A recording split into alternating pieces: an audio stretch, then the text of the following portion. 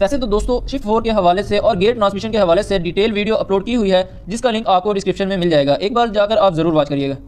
इस शिफ्ट 4 को भी तब्दील करने का वही सेम प्रोसेस है। जिस तरह आपने पहले वाला शिफ्ट 4 चेंज करना है, इसको भी वैसे ही चेंज करना है। चेंज करने के बाद लॉक को आपने अच्छी तरह प्रेस कर देना है। उसके बाद बारी आ जाती है गेयर ड्राइवर को तब्दील करने की। जो आप नया गेयर ड्राइवर लेंगे, आपने एक चीज़ का खास तौर पर ख्याल रखना है, उसके टीथ और इसके टीथ आपने चेक कर लेने हैं, दोनों बिल्कुल सेम होने चाहिए।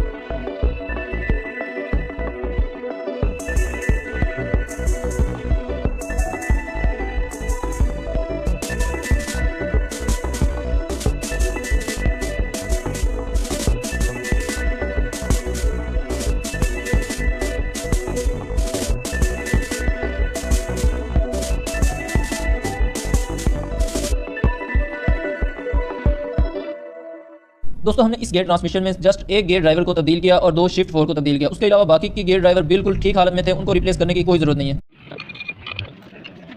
दोस्तों उसके बाद बारी आ जाती है इंजन को असेंबल करने की। तो इंजन असेंबल करने से पहले हमने ऑयल पंप गरारी को बाहर निकाल लिया था। वेल्डिंग करवाते वक्त तो हमने इसको अपनी जगह पर इंस्टॉल कर लेना है। उसके बाद जो बैरिंग हमने इसके बाहर निकाले थे, डिसअसेंबल किए थे, उनको भी अपनी जगह पर इंस्टॉल कर देना है। ऑयल पंप गरारी के लिए वैसे तो स्पेशल पुलर मिल जाता है। अगर जो आपके पास पुलर अवेलेबल नहीं है तो आप रेंच की मदद से या ग्रिप क्लास की मदद से भी इसको टाइट कर सकते हैं। दोस्तों बैरिंग की हालत आपने चेक कर लेनी है। अगर जो बैरिंग के अंदर प्ले ज़्यादा हो, फ्री प्ले ज़्यादा हो, तो आपने इसको चेंज कर लेना है। अदरवाइज इसी को ही लुब्रिकेट कर आपने अपनी जगह पर अच्छी तरह एडजस्ट कर देना है। दोस्तों उसके बाद आपने गेयर ट्रांसमिशन को इंस्टॉल करना है। उसके लिए आपने लेफ्ट हैंड में पहले मेन शाफ्ट और फिर काउंटर शाफ्ट, उसके बाद शिफ्ट 4 को यानी गेयर शिफ्टर को एडजस्ट करने के बाद इंजन केस के अंदर इंस्टॉल कर देना है।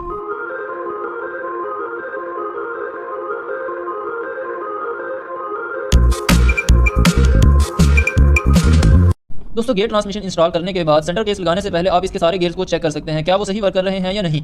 दोस्तों काउंटर शाफ्ट के ऊपर वाली साइड पर आपने 14 mm की वाशर रखनी है और मेन शाफ्ट के नीचे वाली साइड पर आपने 14 mm की वाशर रखनी है। उसके बाद आपने क्रैंक को इंजन केस के अंदर इंस्टॉल करना है और फिर आपने किक स्पिंडल की हालत चेक करने के बाद किक स्पिंडल के ऊपर आपने एक वाशर रखनी है। उसके बाद किक स्पिंडल को भी इंस्टॉल कर देना है। उसके बाद बारी आ जाती है जैन को लगाने की। जैन लगाने से पहले अगर जो आपको लगे इंजन साइड केस की सीट डैमेज है तो आपने उसके ऊपर समद बाउंड या सिलिकॉन लगा लेनी है। अदरवाइज आपको सिलिकॉन या समद बाउंड लगाने की जरूरत नहीं है अगर उसकी सीट बिल्कुल ठीक है, 100% बिल्कुल ओके है। जैसा कि आप लोग जानते हैं कि इसके दोनों केस काफ़ी ज़्यादा डैमेज हैं, हमें वेल्ड करवाने पड़े हैं, तो इसी वजह से हम एक साइड पर स्मार्ट बाउंड लगा रहे हैं जिसकी सीट ज़्यादा डैमेज है, उस साइड पर हम स्मार्ट बाउंड लगा रहे हैं। वैसे दोनों साइडों पर भी लगा सकते हैं, कोई इशू नहीं है।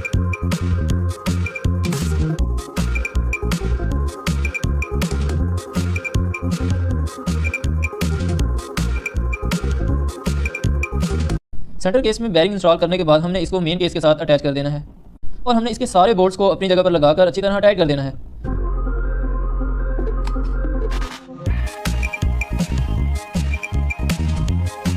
दोस्तों 8 mm की टी-रॉड की मदद से हमने इंजन केस के सारे बोल्ट्स को टाइट कर लिया है। उसके बाद हमने इसकी किक की टाइमिंग एडजस्ट करनी है।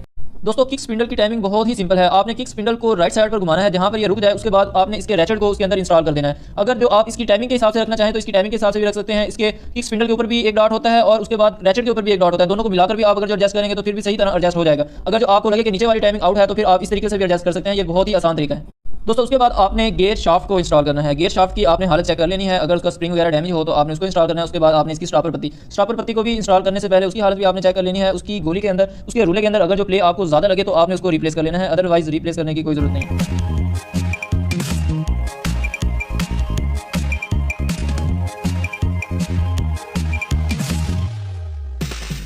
गेयर शाफ्ट और स्टॉपर पत्ती इंस्टॉल करने के बाद आपने इसके सारे गेयर्स को लगाकर चेक कर लेना है क्या 1 बाई 1 सारे गेयर बिल्कुल सही काम कर रहे हैं या नहीं।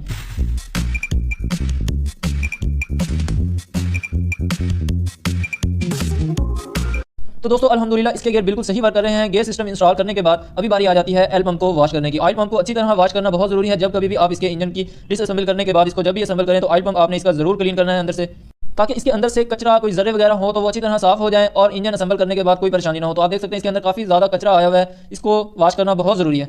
तो हमने इसकी ऑयल गैलरी और ऑयल पंप को दोनों को पेट्रोल की मदद से अच्छी तरह वॉश कर लेना है। उसके बाद हमने इसके जैन को भी नया लगाना है और इसके अंदर ऑयल लगा के एक बार इसको चेक कर लेना है क्या ऑयल पंप अपनी जगह पर सही काम करेगा या नहीं। पेट्रोल से अच्छी तरह वॉश करने के बाद आपने इसके अंदर एयर प्रेशर लगा लेना है ताकि इसके जो सुराख वगैरह हो वो अच्छी तरह साफ़ हो जाए, क्लीन हो जाए, ताकि ऑयल सप्लाई करते वक्त किसी किस्म की कोई डिस्टर्बिंग ना हो।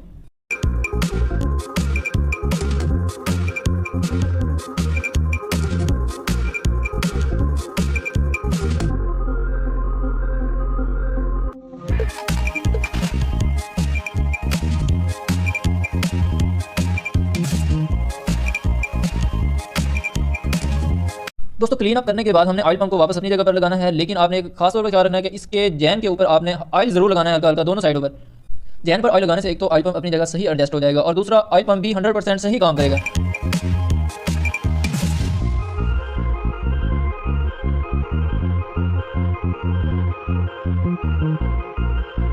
दोस्तों ऑयल पंप के बाद बारी आ जाती है बक्सा गरारी की। तो बक्सा गरारी को आपने इंस्टॉल कर लॉक को जरूर लगा देना है। अगर जो लॉक निकालते वक्त टेढ़ा हो जाए तो उसको प्लास की मदद से सीधा कर फिर आपने लगाना है।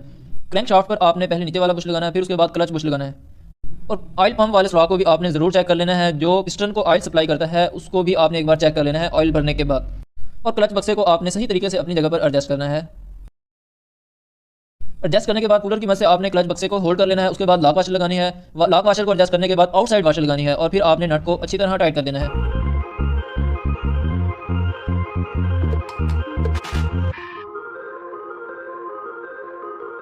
बक्से नट को आपने टाइट करने के बाद लॉक पत्ती की मदद से नट को लॉक कर देना है ताकि चलाते वक्त कभी भी नट लूज ना हो पाए।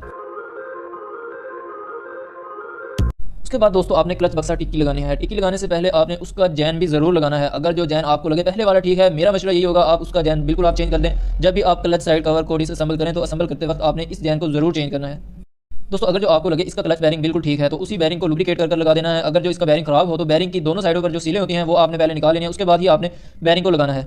ऑयल पंप जाली को आपने क्लीन कर अपनी जगह पर एडजस्ट कर देना है। अगर जो ज़रूरत हो समर बाउंड लगाने की तो आपने समर बाउंड लगा लेनी है। अगर जो आपको सिलिकॉन लगानी है आप सिलिकॉन लगा सकते हैं। अगर जो आपको लगे समर बाउंड लगाने की कोई ज़रूरत नहीं है तो आप वैसे ही जैन को लगाकर साइड केस को लगाकर सारे बोल्ट्स अच्छी तरह टाइट कर दें।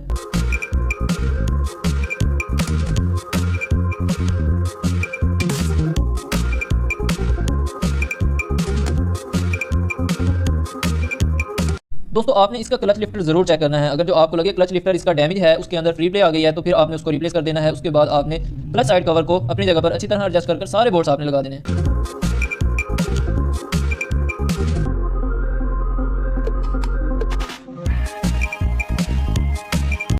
दोस्तों सारे बोल्ट्स को 8 mm के टी-रॉड की मदद से हमने टाइट कर लिया है। उसके बाद हमने इसकी मुकम्मल सीलें चेंज करनी है।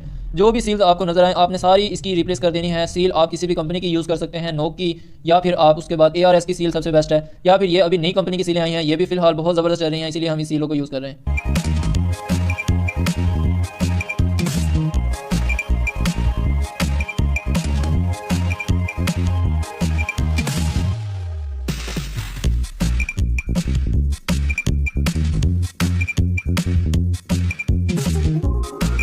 दोस्तों टाइमिंग चैन लगाने के बाद आपने सर्किट प्लेट का रिंग लगाना है। रिंग के ऊपर आप समर बाउंड लगाएं। समर बाउंड का इस्तेमाल आप ज़रूर करें। अगर जो समर बाउंड अवेलेबल ना हो तो आप ग्रीस भी लगा सकते हैं।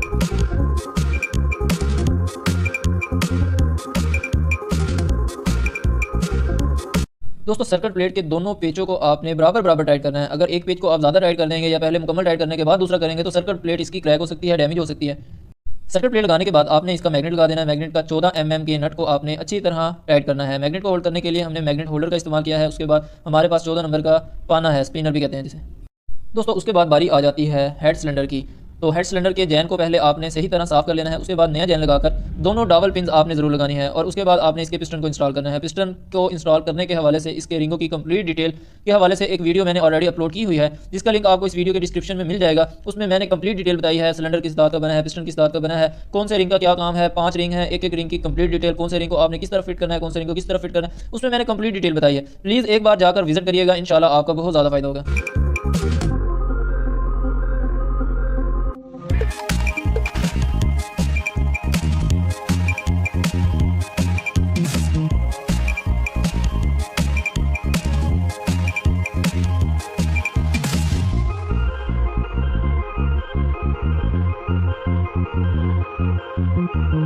दोस्तों इसी तरह हेड के हवाले से एक डिटेल वीडियो अपलोड की हुई है, जिसमें मैंने हेड की कंप्लीट इंस्टॉलेशन, हेड को किस तरह डिसअसेंबल किया जाता है, उसके बाद खराद का काम करवाने के बाद किस तरह उसको असेंबल किया जाता है, वाल किस कंपनी के डलवाने चाहिए, किस दांत के वाल बने होते हैं, हेड किस दांत का बना होता है, उसकी कंप्लीट डिटेल मैंने उस वीडियो में बताई है। प्लीज़ एक बार जाकर उस वीडियो को भी जरूर विजिट करिएगा, इंशाल्लाह आपकी नॉलेज में काफ़ी ज़्यादा इजाफा होगा।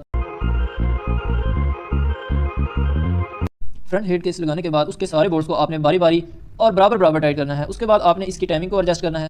ई का निशान आपने इंजन केस के निशान के बराबर रखना है। उसके बाद जो टाइमिंग स्प्रॉकेट के ऊपर जो मार्क है हेड के मार्क के बराबर रखना है। और गरारी को टाइमिंग स्प्रॉकेट को इंस्टॉल करने से पहले आपने हेड केन को चेक कर लेना है, वो बिल्कुल फ्री हालत में होनी चाहिए।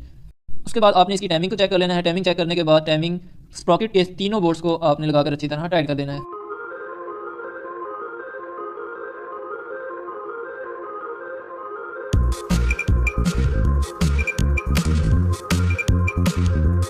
जी तो दोस्तों अल्हम्दुलिल्लाह इंजन इस वक्त कंप्लीट हो चुका है। इसके बाद बारी आ जाती है इंजन को फ्रेम के अंदर इंस्टॉल करने की। तो उससे पहले हमने इसका फुटबार लगा लेना है। फुटबार के चारों बोल्ट्स को अच्छी तरह टाइट कर लेना है। दोस्तों अभी बात कर लेते हैं इस इंजन के एक्सपेंस के बारे में। इस इंजन पर कितने एक्सपेंस आए हैं। इसमें इसका वेल्डिंग का काम, इसका खराद का काम, स्पेयर पार्ट्स, लेबर चार्जेस, जितना भी इसका इस वक्त खर्चा आ चुका है तकरीबन इसका 5000 से कुछ ऊपर यानी 5200 रुपये इसका टोटल बिल बना है। इसमें 1500 रुपये लेबर चार्जेस होते हैं। इंजन की जो मजदूरी है वो 1500 रुपये है। उसके अलावा जो बाकी का खर्चा है वो स्पेयर पार्ट्स का बिल और इसके खरादिए का बिल, वेल्डिंग का बिल। क्योंकि इस इंजन पर हमने कोई एक्स्ट्रा खर्चा किया ही नहीं है। जो बहुत ज़रूरी काम होने वाला था हमने सिर्फ और सिर्फ इसका वही काम किया है। उसके अलावा हमने इसका कोई और काम नहीं किया। लेकिन आप चेक करिएगा इंशाल्लाह कंप्लीट होने के बाद इसका साउंड भी ज़बरदस्त हुआ है और इसकी आवाज़ भी बिल्कुल खत्म हो गई है। दोस्तों कभी भी जब आप इंजन को डिसअसेंबल करने के बाद असेंबल करें तो आपने पहली मरतबा इसके टैपर्स की प्लेट थोड़ी सी ज़्यादा रखनी है। यानी इसके टैपर्स की प्लेट पहली मरतबा आप 0.05 mm रख दें। थोड़ी देर स्टार्ट करने के बाद, टेस्टिंग ड्राई के बाद आपने इसकी प्लेट 0.02 mm कर देनी है। और कोशिश करिएगा कि इसके इंजन का जो ऑयल है वो आप 800 ml यूज़ करें। जब भी आप इंजन को डिसअसेंबल करने के बाद असेंबल करें तो इसका इंजन ऑयल आपने 100 ml एक्स्ट्रा डालना है। और वो इंजन ऑयल आपने 500 किलोमीटर के बाद तब्दील भी कर देना है। पहला ऑयल आपने जल्दी तब्दील करना है। उसके बाद आप अपनी रूटीन से इसके अंदर 700 ml ऑयल भी डलवाएं और 1000 किलोमीटर के बाद तब्दील भी करवाएं।